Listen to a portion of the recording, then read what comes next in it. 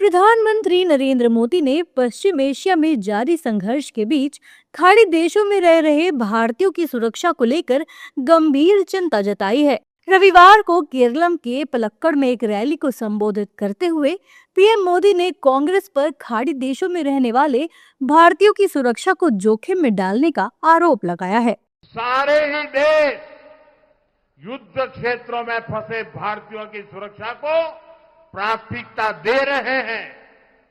वहां पर हमारे भाई बहनों को कोई तकलीफ ना हो, इसके लिए भारतीय दूतावास भी दिन रात काम कर रहा है।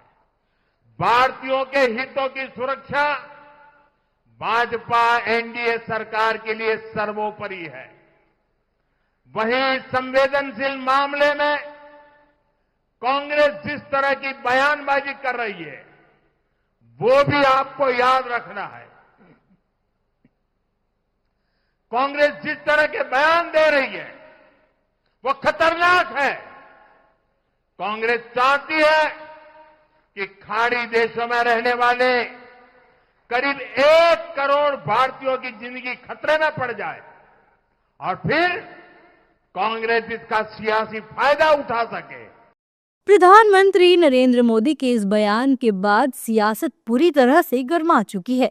बीजेपी और उसके सहयोगी दलों के नेताओं ने पीएम मोदी के बयान का समर्थन करते हुए कांग्रेस पर तीखा हमला किया है।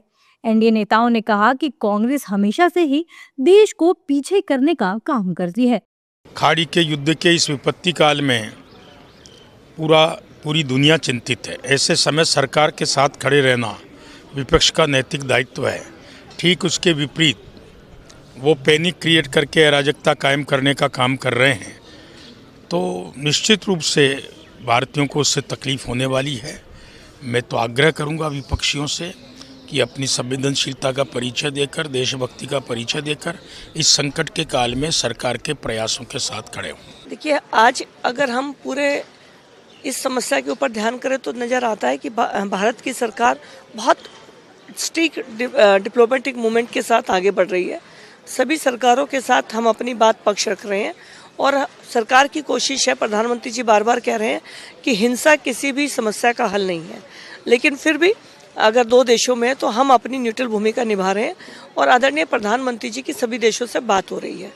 अगर कांग्रेस अब गलतफहमी फैलाती है या देश में कोई भ्रमात्मक प्रचार करती है तो जो लोग विदेशों में रह रहे हैं वास्तव में उनके लिए खतरा पैदा हो सकता है।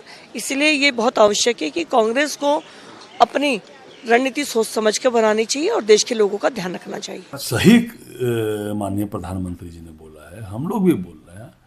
जिस तरह की विशेष परिस्थिति है, युद्ध चल रहा है, पूरे खाड़ी के देशों की में युद्ध चल रहा है, अमेरिका इजराइल ईरान के साथ युद्ध चल रहा है, उसके बाद जिस तरह की राजनीति विपक्ष कर रहा है या कांग्रेस पार्टी कर रही है, ये ओछी राजनीति है। कांग्रेस आज़ादी के आंदोलन में भाग लेने वाली पार्टी रही थी। बदलते दौर में सेकुलरिज्म के नाम पर भ्रष्टाचारियों के सामने दंडवत हो गया। अब राजनीति में विलुप्त राजनीतिक प्राणी की ओर आगे बढ़ रहा है।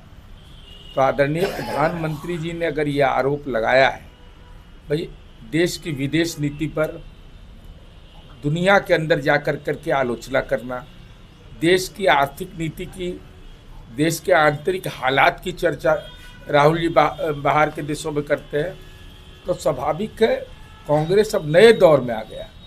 वह कांग्रेस नहीं है जो श्रीमती इंदिरा गांधी का कांग्रेस था, वह कांग्रेस नहीं है जो पंडित जवाहरलाल नेहरू का कांग्रेस था।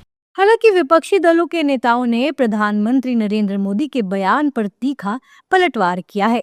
विपक्ष का कहना है कि ईरान के सुप्रीम लीडर की मौत पर पीएम चुप थे, लेकिन आज कांग्रेस के बयान पर भारतीयों की सुरक्षा खतरे में आ जाती है। भारतीयों की सुरक्षा को खतरा तो आपने कर दिया, पूरे भारत को खतरा कर दिया आपकी नासमझी ने। आज पूरा भारत लाइन के अंदर लगा हुआ है। ये स्थिति भारत के साथ ना होती, हम भी चाइना और जापान की तरह हम भी वहाँ से हमारे को पूरा रास्ता मिला हुआ होता, क्योंकि ईरान ने हमारे बुरे वक्त में हमेशा साथ दिया। आपने उसके सुप्रीम लीडर की मौत के ऊपर 2 लफ्ज़ नहीं बोले। ये आपकी नासमझी थी, ये आपके दूरदृष्टि आपके अंदर है नहीं, आप दूर तक सोच नहीं पाते। ये आप उसका नतीजा है कि देश भुगत रहा है। आपकी बातों को अब देश भुगतेगा। नहीं, ये तो बहुत ही दुर्भाग्यपूर्ण कमेंट हुआ है प्रधानमंत्री जी की तरफ से, क्योंकि अगर आप देखें जिस तरीके से हमारी फॉरेन पॉलिसी चल रही है, जहाँ पे हम चुप्पी बांधे हुए थे जब ईरान पे अटैक किया गया था, प्रधानमंत्री जी खुद का दौरा जो था इजराइल वॉर छिड़ने से 2 दिन पहले वहां पर पहुंचे थे।